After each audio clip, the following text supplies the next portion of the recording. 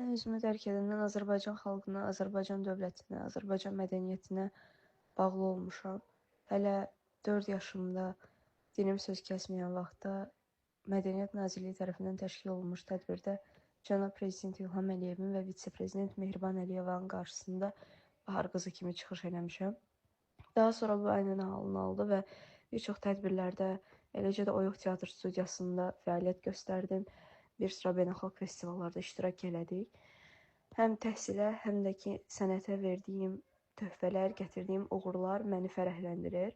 Xüsusilə də Heydər Əliyev adına liseyə, ulu öndərimizin adını daşıdığı məktəbə bu cür uğurlar bəxş eləmək mənim üçün fəxrdir. Amma çox heyif ki, müəyyən səbəblərə görə mən 11 ildə oxuduğum məktəbin son zəngində iştirak edə bilmədim. Anamdan olunan tələblərə, bizə göstərilən təzyiqlərə görə anam mənim iştirak eləməyimi istəmədi və nəticə olaraq bunun zərbəsi yenə mənə dəydi. Direktorun bəzi tələbləri, bəzi istəkləri təəssüf ki, mənim son zəngə getməməyimlə nəticələndi. Bu mənə əlbəttə ki, çox pis təsir elədi. Təbii olaraq mən də istəyərdim ki, öz sinif yoldaşlarımla, 11 il oxuduğum məktəblə çox yaxşı şəkildə sağollaşım, vidalaşım.